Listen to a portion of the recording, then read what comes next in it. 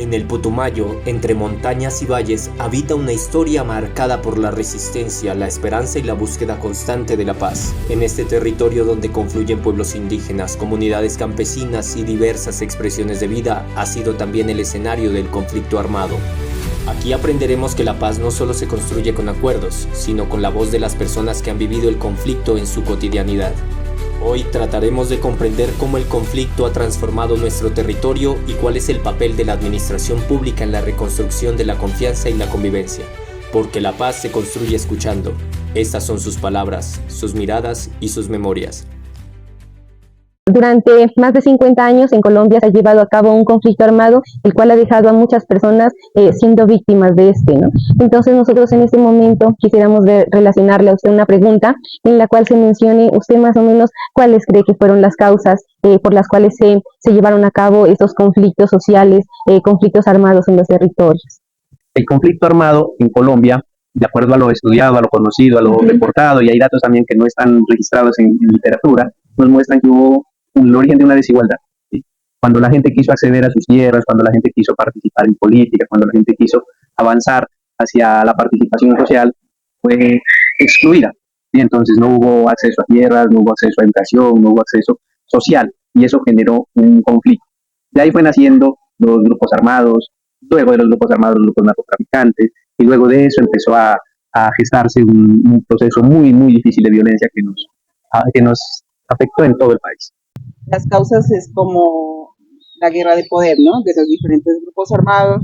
También está la siembra de coca, el narcotráfico, ¿no? Que nos ha dejado, las mujeres ha dejado grandes impactos porque muchas mujeres tienen una historia de vida debido a que mataron a sus esposos, a sus hijos, las han violado, han hecho que la dignidad de ellas se vea afectada, ¿no? En muchos aspectos. Por ello es difícil cuando una mujer tiene tanta carga, ¿no?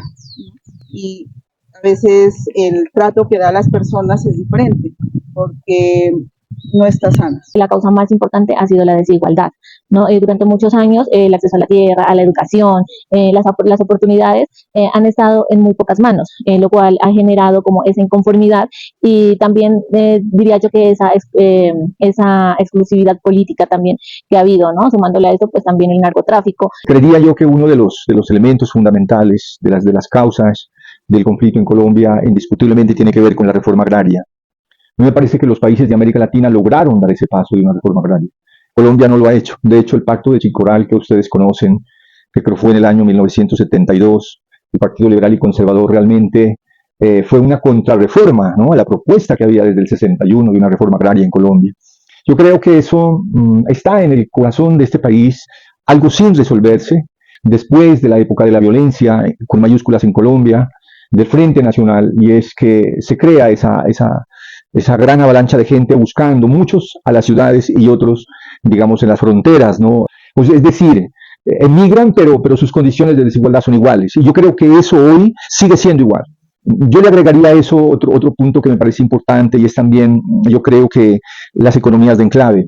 Yo creo que si nosotros nos remontamos incluso en este siglo, nos encontramos, digamos, todas las economías de los territorios periféricos han sido economías de enclave, y eso nos ha permitido, digamos, de que los recursos salgan pero no se inviertan en la región. Me gustaría que nos comentara un poquito cuál ha sido, digamos, como ese escenario que se vive aquí en el Putumayo durante el conflicto y qué consecuencias ha traído el proceso de paz y posteriormente el acuerdo que se firmó en el 2016 en el gobierno del presidente Santos. Comunidades ha sido como la pérdida de la identidad, ¿no? De la cultura, de los usos y costumbres, ¿no? Debido también a que en unos momentos se encontraban como en el centro de este conflicto y, digamos, a muchas personas también mataron de la comunidad siendo inocentes, porque acá la comunidad se habla con el uno, se habla con el otro, se piensa que el dar la mano no era malo, pero sin embargo para estos grupos armados no se podía hablar ni con los unos ni con los otros. De acuerdo a lo que conozco y de acuerdo a lo vivido, del departamento del Putumayo hubo unos auges desde los años 800, 900, ¿no? El año 900 iniciando, se dieron las fiebres caucheras, las fiebres de la quina, las fiebres luego de la coca, y eso fue generando también esa economía como no muy real, no muy lícita, fue generando violencia en el departamento. Pero entonces cuando llegó la parte del petróleo al Putumayo, también hubo una llegada de diferentes personas de todo el país. Llegaron hacia la zona de Orito, hacia la zona de Puerto Asís, y entonces eran extranjeros quienes dominaban ese mercado. Luego de eso, y a la par, como iban llegando los grupos armados y los cultivos ilícitos, se empezó a deteriorar la sociedad. Entonces, cuando ya llegamos como al 2016, que se hizo el acuerdo de paz, pensamos que todo iba a estar equilibrado, que todo iba a estar mejor, pero no fue así. Durante muchísimos años tuvimos presencia de diferentes actores armados, de cultivos ilícitos, hubo una gran afectación en las comunidades campesinas, afrodescendientes, hubo desplazamientos, reclutamientos, muertes y pérdidas muy grandes para las familias. Si bien aquí en Sibundoy no hemos vivido el conflicto armado de manera tan directa, tuvimos dos hechos en el 2000 y en el 2003 que sí nos afectó y surgieron desplazamientos de las veredas hacia la zona urbana también. Sin embargo, aunque como lo dije anteriormente, no hemos vivido ese conflicto de tal manera como en las zonas del Bajo y del Medio Putumayo, somos receptores de la población víctima que viene de otros lugares.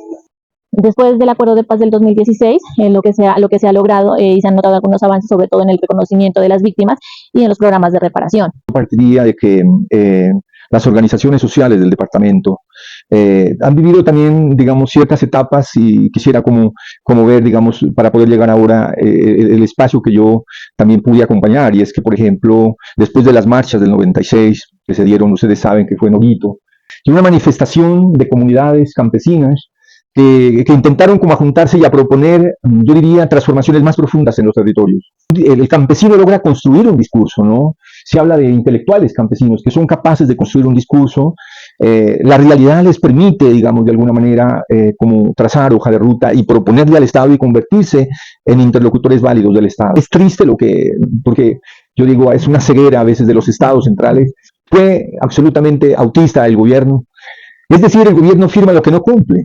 El Estado lo primero que hace es estigmatizar la movilización. Eso es gente apuntalada por grupos armados y delegitiman inmediatamente una propuesta que era una propuesta construida realmente. Recuerden que en el año 98 llega una arremetida muy fuerte de otro grupo armado. En esa época yo creo que fue el 98, 99, fueron hasta el 2004-2005, fue supremamente duro para el departamento. Creo que los índices de asesinato más grandes los hemos tenido en esos años. De hecho, fue la muerte del padre Alcides, nuestro compañero, celebrando la Eucaristía. El arte también es una apuesta política. Y entonces me parece a mí que se abre una posibilidad en el Putumayo. Yo recuerdo grupos de mujeres en el Putumayo, Ruta Pacífica, Tejedoras de Vida, empiezan organizaciones a ser constructoras de otras formas de paz, que me parece a mí unas búsquedas endógenas, donde va, y eso creo yo que fue preparando el acuerdo de paz de La Habana. Recuerden ustedes que lo que hace La Habana es recoger de alguna manera esas construcciones que se dan en los territorios. Pero fue un año donde se bajó totalmente los homicidios, se desvaneció el sueño de paz. Las FARC, ustedes saben, hace el acuerdo de entrega y los espacios que ellos tenían son cooptados por nuevos actores armados. Desde su punto de vista, ¿cuál considera que debe ser el papel de los administradores y administradoras públicas en este proceso de construcción de paz, especialmente en regiones como el Putumayo? En Santiago tenemos unas asociaciones que son grupos de personas víctimas de conflicto armado, quienes han venido haciendo parte de la mesa municipal de víctimas y de los estamentos a nivel municipal, departamental y en algunos casos nacional, pero no es suficiente. ¿Sí? O sea, nosotros tenemos tantas víctimas acá en Santiago que siempre nos preguntamos por qué no llega ese beneficio de esos proyectos sociales, de esas gallinas, de esos cuyos, de esas especies menores, hacia todas las víctimas. Únicamente llega a una población muy reducida, pero no sabemos si se está contando cuando se formulan esos proyectos toda la población. Entonces miro que en parte tiene responsabilidad el personal que formula estos proyectos, las administraciones y los profesionales que trabajan ahí, porque si ellos pusieran parte de su ética, van a poder hacer un buen filtro, van a poder hacer unos procesos efectivos que lleguen a toda la comunidad. Entonces nosotros hemos visto en esa parte en lo de las víctimas. Y como yo les venía comentando en alguna ocasión, hay personas aquí en Santiago que nos dicen, mire, nosotros somos víctimas de las víctimas. Yo he tenido una decepción un poco, ¿no? Y les tengo que decir con toda mi verdad, ¿no? Yo he encontrado en la sociedad civil una profunda, yo diría, decisión de aportar a la paz. Y me he encontrado en las autoridades de la vida pública muy indiferentes. ¿Cómo es posible, digamos, que el dolor del otro, pues no me toque a mí? Nos hemos dado cuenta que cuando muere el otro estoy muriendo, yo también. Es que la paz, yo diría que lo es todo, y no puede ser una visión unívoca. La paz son cientos de construcciones. Yo he hablado más de paces que de paz, ¿no? Porque cuando uno entrevista a alguien le dice, para mí la paz es esto.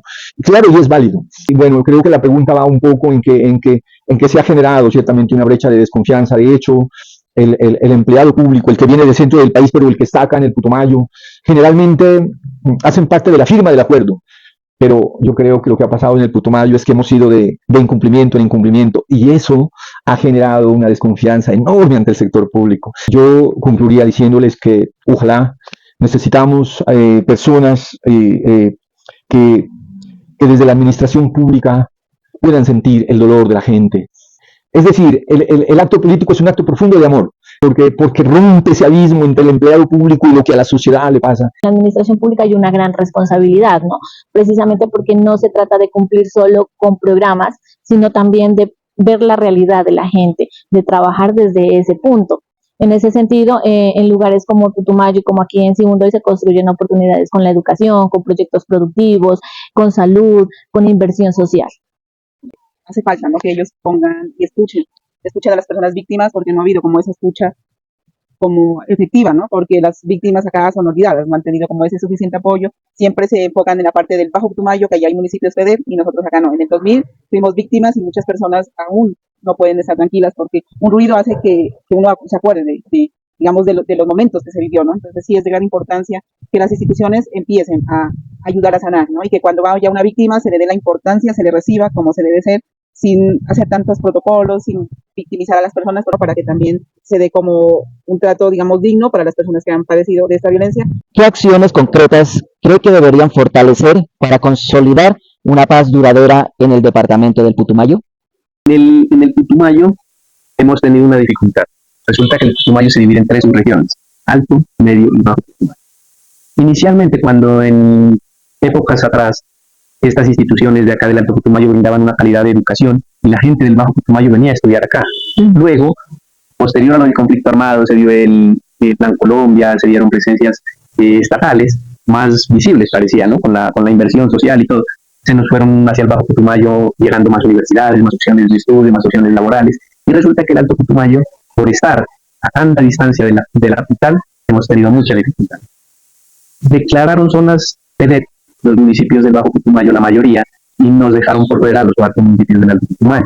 Y resulta que acá no tenemos presencia institucional directa. La sociedad civil también empezó a pensar que la sociedad civil debía proponer candidatos con una visión mucho más de construcción de paz de los territorios. Eso fue muy importante. Mire usted que en las elecciones la gente también empezó a decir, bueno, necesitamos tener líderes en las distintas corporaciones que tengan como más, digamos, lectura del contexto, pero también compromiso por el contexto. Y eso creo que favoreció. Yo creo que ese paso también se está dando, pero miren que es una iniciativa ya también como de sociedad civil.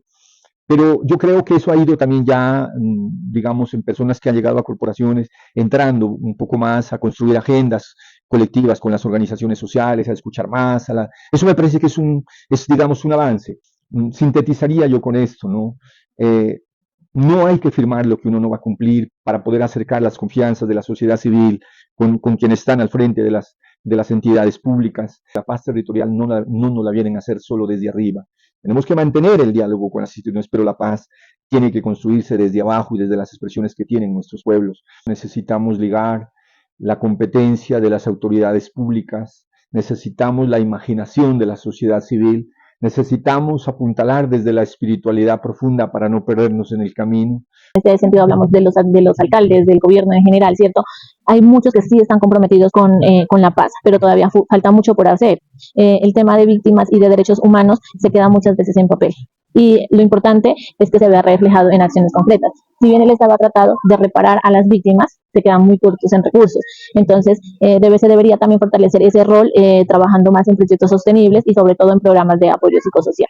Pues para mí sería primero que no nos dividan, ¿no? Como municipios PEDEP y no municipios PEDEP, sino que tengan consideración en que todo el Putumayo está afectado y tiene muchas víctimas del conflicto armado, y que empecemos como desde las instituciones, desde el nivel nacional, a mirar esa parte de afectación de todo el Putumayo, y también como ver cómo a las comunidades, digamos, de territorio se les fortalece con sus cultivos, ¿no? Con sus siembras. ¿Qué sensación o qué sentimiento le viene, pues, al saber que hay una institución educativa como es la la Escuela de Administración Pública, que se está interesando por buscar soluciones eficaces.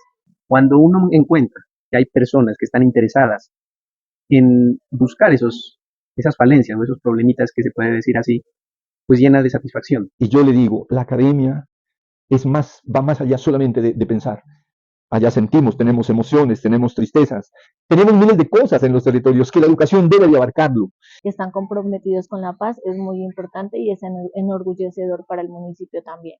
Y es como poner la mirada, pero también poner los recursos para que el Putumayo siga con esa paz que se necesita y aportando al suma causa y que es el buen vivir. El Putumayo debe seguir construyendo paz con la voz de nuestra gente.